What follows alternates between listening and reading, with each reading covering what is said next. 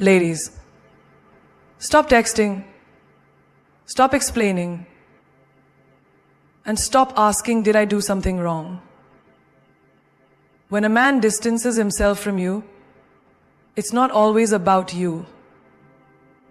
It's about how much power you give to his silence. You want to win? Then don't chase. Don't cry. Level up. Glow up.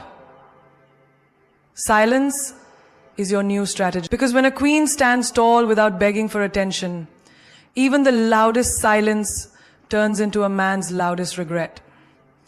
When he stops calling, when the texts get fewer, when the air between you both goes from electric to eerily silent, don't rush to fix it. Don't run to close the gap. Let it breathe. Let the silence speak. Because here's what no one tells you. Your silence, when mastered, becomes louder than any scream. Silence is not weakness. It's not passivity. It's power. Raw, refined, and deadly. In a world where everyone wants to explain, defend, prove, or chase, a woman who chooses silence becomes mysterious, magnetic, and unforgettable. Think of it. Imagine you're walking through your day and suddenly someone who used to be consistent just vanishes emotionally. Your first instinct? What did I do wrong? You check your phone. You rewrite a message 5 times. You stalk his last scene, his stories, his likes. And in that moment, you're giving your energy, your essence, your worth to someone who's already withdrawn theirs. Now flip the scene. Imagine instead of reacting, you retreat. Not in fear, but in feminine power. You post your favorite photo, not to show him, but to remind yourself who you are. You hit the gym, not for revenge, but to sculpt your energy. You take yourself to coffee, to dinner, to the bookstore, and you don't wait for his attention, because your energy is too expensive to waste on someone unsure. This is not about pretending. It's not about playing games. It's about knowing that your silence is not the absence of words. It's the presence of self-worth. Think of your silence like a candle in a dark room. It doesn't scream, but it still changes everything. Suddenly, the man who was sure you'd break starts wondering, why isn't she chasing me? The ego gets confused. The game flips. Because silence forces reflection. It creates mystery. And it pulls harder than any desperate, hey, can we talk? Let me take you to a real life story. A woman I once knew loved a man deeply. They talked daily, shared dreams, built plans. But slowly he started withdrawing. One-word replies, busy excuses, emotional coldness. She wanted to scream. Instead, she said nothing. She picked her energy up from the floor and built herself. She didn't block him. She didn't beg. She glowed. Loudly. Weeks later, he showed up. Same charm. Same excuses. You know what she said? Nothing. Because by then, her silence had healed her. He didn't leave her. He lost her. And she didn't have to say a single word for him to realize that. In another example, a woman who worked in an office faced constant disrespect from a colleague who would ignore her ideas and interrupt her voice. One day, she simply stopped reacting. No sass, no anger. She became composed, detached, focused. The silence unsettled him. Her calmness burned hotter than any confrontation. Power isn't always loud. Sometimes it walks in hears and doesn't say a word. Silence is also how you teach people how to treat you. If you keep explaining your value, you're already giving away too much. Your silence tells him, if you don't see me now, you'll feel my absence later. It tells your own soul, I don't beg to be chosen, I choose myself. Men are not used to emotional stillness. They are used to women reacting, chasing, trying to fix. So when a woman stands in her silence, she becomes a mirror. And guess what? Not everyone likes what they see in that mirror. But the right one, he will be drawn to it. He will respect it. He will approach it differently. Silence is your throne. Sit on it proudly. Let the world wonder, what is she thinking? Let him miss your voice. Let him realize the power of your absence. Because a woman who knows how to stay silent with grace is louder than any woman screaming for validation. Disrespect is not a misunderstanding. It's not, he's just tired, or maybe he didn't mean it like that. It's not your job to translate rudeness into affection. When someone consistently ignores your value, cuts you off mid-sentence, belittles your emotions, or chooses convenience over commitment, that is not love. That's rejection, dressed in excuses, and it's time you start recognizing it. You see, queens don't chase after apologies. They don't decode mixed signals. They read the signs, accept the truth, and rise higher. Disrespect is a mirror, not of your worth, but of their character. So when it shows up, don't negotiate, don't justify, accept it, and move like royalty. Let me make it plain. If a man can't respond to your text with basic courtesy, if he dismisses your feelings with a smirk or laughs at your goals like they're fantasies instead of dreams, you are not being loved, you are being slowly erased. Picture this. A woman works hard all day. She's a mother, a professional, a daughter, a friend. She comes home exhausted but still cooks, still cares, still carries everything. And yet, the man in her life doesn't say thank you, doesn't notice. Instead, he complains, he criticizes, he mocks her tired eyes. That's not a rough patch. That's not men will be men. That's disrespect. And the longer she tolerates it, the louder the rejection becomes. But then one day she does something different. She doesn't argue, she doesn't beg him to notice, she just rises in silence. She signs up for a new course. She starts investing in herself. She stops asking him to love her and starts loving herself so fiercely that even the walls around her begin to whisper, she's changing. And suddenly, he notices. But by then, she's already outgrown him. Another example, a young woman in a relationship gets ignored for days after every disagreement. She gets ignored for days after every disagreement. He uses silence as punishment. He flirts with others, then blames her for being insecure. She cries, explains, forgives, repeats. That's not love. That's psychological warfare. But one day she finally gets it. His pattern is not confusion. It's control. So she walks away, not because it doesn't hurt, but because she's finally done playing therapist to a man who refuses to grow. Listen closely. The first time someone disrespects you, it's a red flag. The second time, it's a pattern. The third time, it's a choice. Your choice to stay or to walk. You don't have to scream, cry, or slam the door to show you're done. Queens don't perform pain, they transform it. Disrespect often comes wrapped in sarcasm, in jokes that sting, in last-minute cancellations, in forgetting your birthday, in not asking how your day was, in pushing you away, then pulling you back when it's convenient. That's not complicated. That's rejection. You deserve more than a love that makes you feel confused, less than, or invisible. Think of a throne, high, sacred, untouchable. When someone steps into your life, they either rise to meet your standard or they get escorted out. But you do not step down.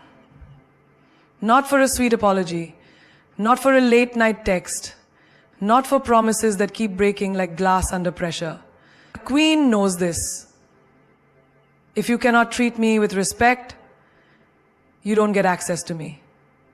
My presence is a privilege, not a placeholder. I don't fight for a seat at any table. I build my own palace. Disrespect is not something to decode. It's something to detach from. It's not your burden to heal a man's wounds while he's cutting you with them. Every moment you excuse it, you teach him that your boundaries are flexible. But the day you stop explaining and start elevating, everything shifts. Not because he changed, but because you remembered who you are. So the next time he rolls his eyes when you speak, shows up late without a care, mocks your passion, or leaves your message on read while watching your story, don't chase, don't shrink, don't doubt. Stand taller, speak less, feel everything but respond like a woman who knows that royalty doesn't argue with peasants. It simply stops showing up. There comes a moment in every woman's life when she sits on the bathroom floor, eyes swollen, heart shattered, whispering to herself, "Why me? Why did he leave? Why did he lie? Why wasn't I enough?" That question burns. It cuts deep. But that moment, the moment where tears hit the floor louder than words, that is your turning point, not your ending. Because the minute you stop asking, "Why me?" and start saying, "Watch me," the world around you starts to shift.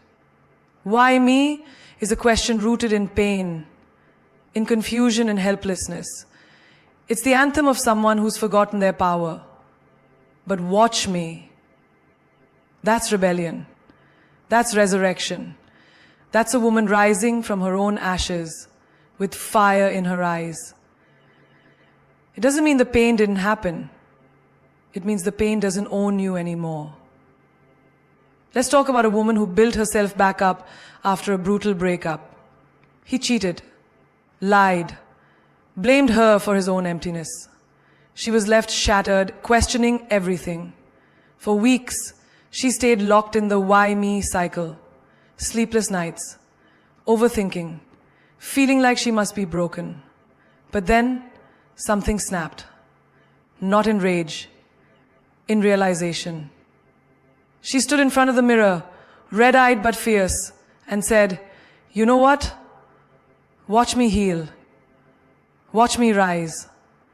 Watch me become the woman you'll never get access to again." And she meant it.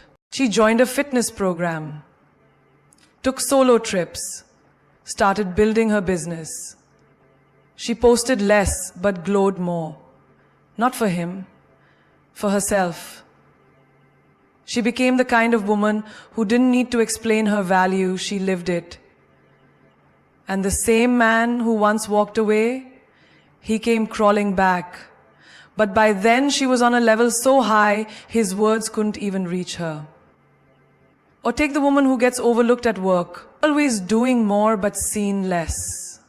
Her ideas stolen, her presence unnoticed. She starts asking, "Why me? Why do I always get ignored?" But one day, instead of shrinking, she speaks up in a meeting. She starts her own project on the side, builds a brand, builds influence. She stops waiting to be recognized and becomes undeniable. People start to notice, not because she broke out of the "why me" prison and started roaring with "watch me." Even in family dynamics, this shift is powerful. A daughter constantly compared to her siblings, told she's not enough, not pretty enough, not smart enough. She grows up trying to prove, to please. But at some point, she decides to stop begging for validation. She cuts her hair, moves to a new city, chases a dream they laughed at. And when they say you've changed, she smiles and thinks, no, I just finally became everything you said I couldn't. No, I just finally became everything you said I couldn't. Now I say that I'm not going to be like you.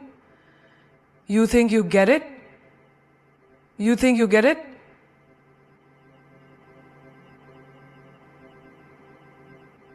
You sing something to the world. Everything is fine now. There's something electric about a woman who stops crying for closure and starts creating her comeback. Watch Me is not arrogance, it's awakening. It's when you realize that being broken is not your identity. It's just part of your story. And queens don't stay shattered. They rebuild. With gold in the cracks. Why me?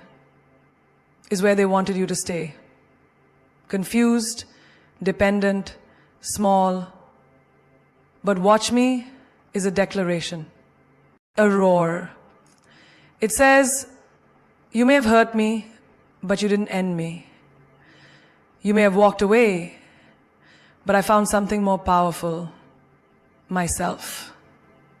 A woman who says, watch me, stops chasing apologies and starts chasing her purpose. She doesn't wait for closure. She becomes her own clarity. She doesn't ask to be chosen. She chooses herself. Every single time. She wakes up earlier, speaks clearer, moves wiser, and even her silence becomes a language. A language that says, I'm not the same woman who cried on the floor. I'm the one who turned her pain into power and her heartbreak into history. So when life hits you hard, when someone you trusted ghosts you, disrespects you or underestimates you, pause, feel it, then straighten your crown, walk out that door, and say with quiet fire in your eyes, why me? No, baby. Watch me.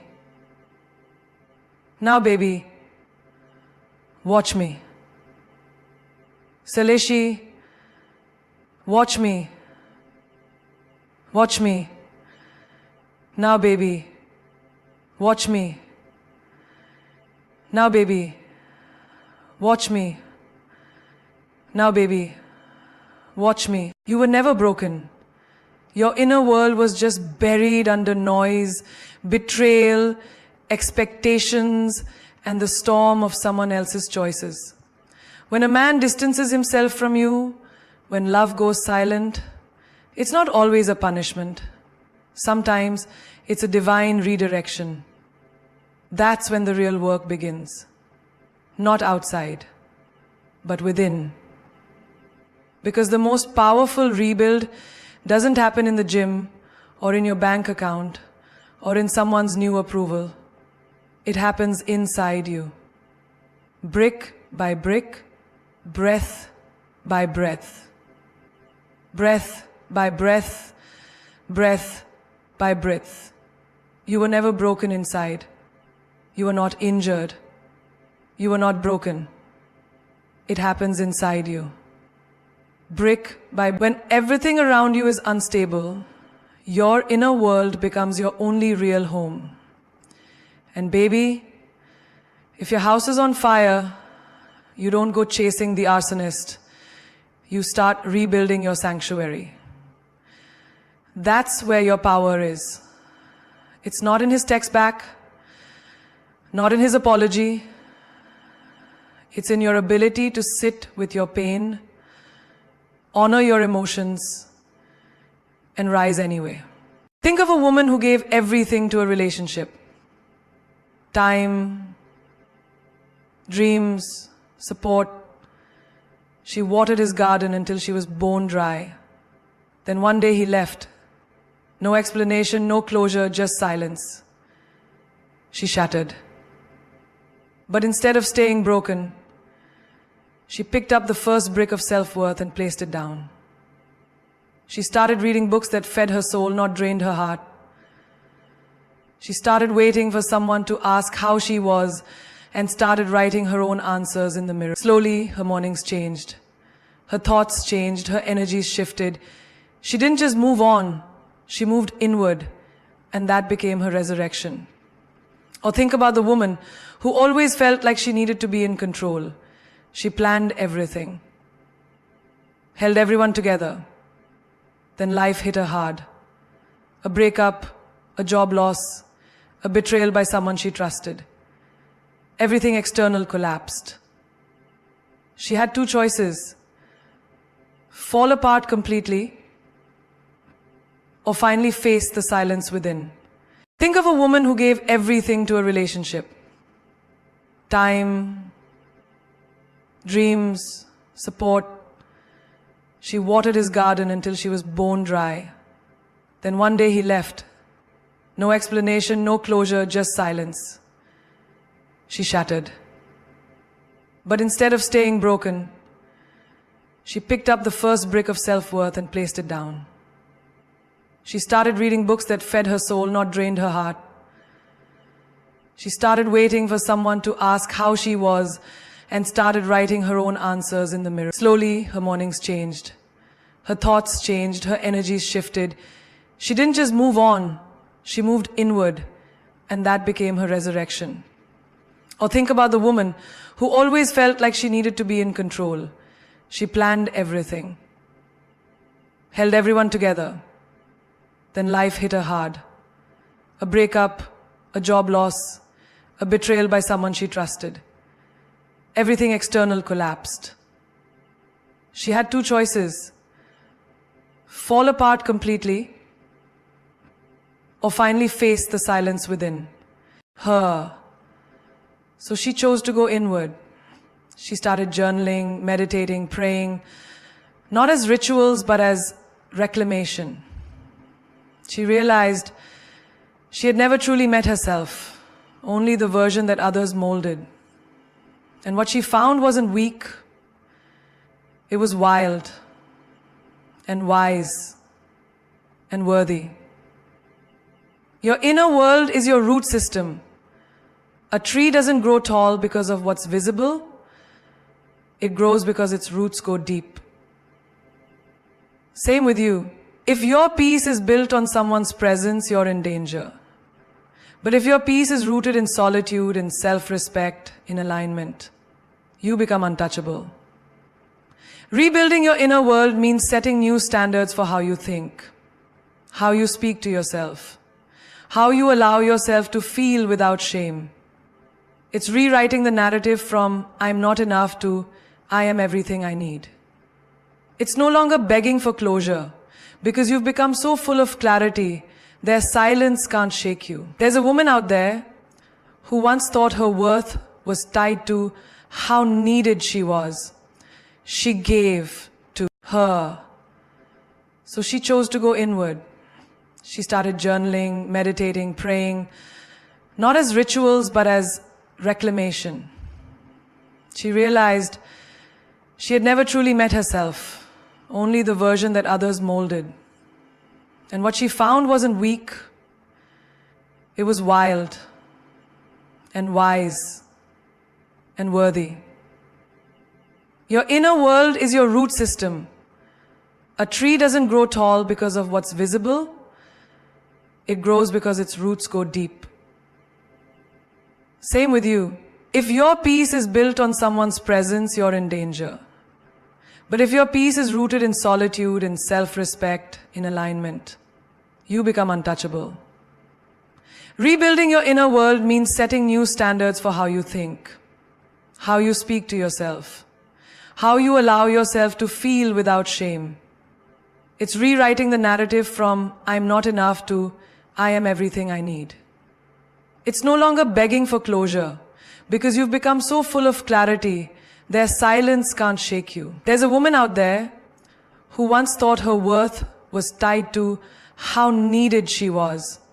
She gave too much, said yes too often, ignored her own fatigue, until one day she broke down in her car, screaming in the silence. That breakdown became her breakthrough. She started saying no, not out of anger, but out of self-respect. She started doing yoga, not for the body, but for the stillness. She learned to sit in a cafe alone without feeling lonely. She learned to sleep peacefully without checking her phone for his good night. That's power. Because true confidence doesn't shout, it doesn't demand, it doesn't prove. It simply exists in the stillness of a woman who's met her own soul and decided it was enough. Rebuilding your inner world also means creating rituals that protect your peace. It's in the way you start your day with intention. It's in the boundaries you set without guilt. It's in the audacity to walk away from anyone who threatens your inner calm. It's no longer about appearing strong. It's about being unshakable from the inside out. When the world says you're too much, your inner voice whispers, you're just enough. When someone ghosted you, your soul said, I am still here.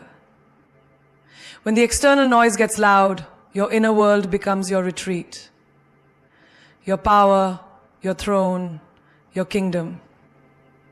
Because the most powerful woman is not the loudest in the room. She's the one who's rebuilt herself so deeply within, nothing outside can destroy her again.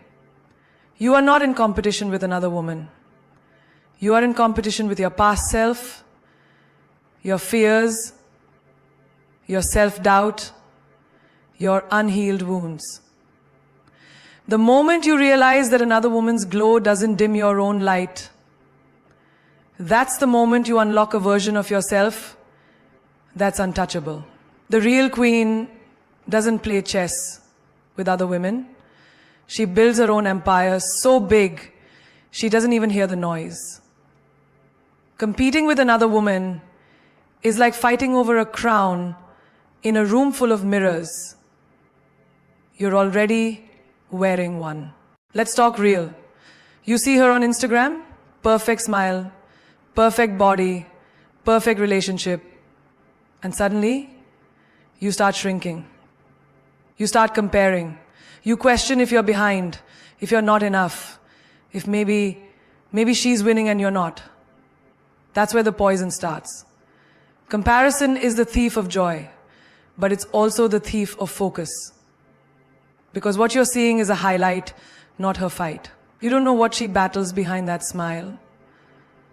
You don't know the nights she cried or the strength it took for her to show up like that. There's a woman who once felt invisible because her partner constantly praised another girl, liked her pictures, brought up her name in casual conversation. She started feeling less than. She tried to dress like her, talk like her. She became a clone of someone she didn't even know. But then something hit her one day. If I have to become someone else to be loved, I'm not being loved, I'm being performed for. So she stopped performing. She started becoming her again. Her style, her voice, her laugh. And guess what? She didn't lose anything worth keeping. She gained herself back. Elevating beyond the game means stepping out of the arena where women are pit against each other like prize fighters. It means clapping for another woman without feeling insecure. It means looking at her glow and thinking, if she can shine, so can I. Because true confidence isn't threatened by another woman's beauty. It's fueled by it. You don't win by dimming her light. You win by finding your own brilliance and letting it burn unapologetically. Imagine two women working in the same office, same position, same pay. One is constantly trying to outdo the other. She gossips, competes, sabotage. The other, She supports, uplifts, minds her own path. Guess who ends up thriving? The one who was too focused on building herself to tear someone else down. Because real success comes with grace, with discipline, with a mindset that says, I don't need to compete, I need to create. We've been conditioned to think there's only room for one queen in the room. That's a lie. Real queens build tables. They pull up chairs. They see another woman's win as part of the collective victory. If she wins, the standard rises. And when the standard rises, we all rise. There's also the girl who watches her ex with someone new and starts spiraling. She wonders, what does she have that I didn't? The answer? Nothing you lack, just something different.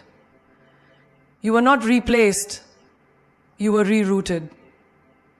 And instead of watching his new girl, watch yourself.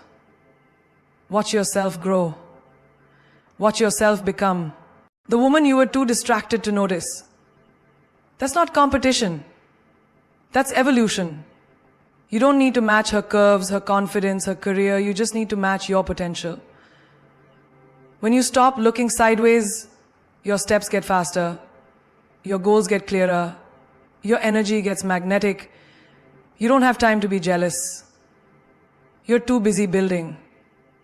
That's elevation, that's power. Because the woman who competes is playing a short-term game, but the woman who rises above it, she's playing for legacy, for purpose, for peace. She doesn't care who's watching. She knows who she is. And when you know who you are, no one else becomes a threat. They become proof that power is possible, beauty is endless, and queens don't fight for thrones. They build kingdoms. No one else can rule. He left like your love was disposable, like your heart was a napkin he could use and toss away. No warning, no closure, just silence where there used to be, I love you. And now, out of nowhere, he's back. A message, a memory, a casual, hey, how have you been? And for a moment, your heart stirs because it remembers the warmth, not the wounds. But pause right there. This isn't the time to melt. This is the time to ask the real question. Does he still deserve you? This is not about revenge, ego, or proving anything. It's about power. Your power. It's about knowing that just because he returned doesn't mean he earned access to the woman you've become. You see, when he left, he didn't just leave a void. He gave you space. Space to grow, space to heal, space to rise in ways he never expected. And now that you're standing taller, smiling brighter, walking in peace, suddenly he wants to knock again. But this is not the same door, and you are not the same woman. There's a woman who once waited months for a message from him. She checked her phone every night, reread old chats, replayed every word he ever said, searching for clues, for reasons. And then one day it came that I miss you, that I've been thinking about you. Her hands trembled, her heart raced, but instead of running back into old flames, she sat down and asked herself, what part of me would I have to kill to let him in again? And in that silence, she found her answer. Some doors don't need reopening. They need rebuilding. With locks, only self-respect can open. Understand this. When he returns, he's not just testing you. He's testing your growth. Did you spend those lonely nights becoming desperate? Or did you spend them becoming dangerous? In the best way possible. Did you just survive the heartbreak? Or did you use it as fuel to evolve? Another woman faced a similar moment.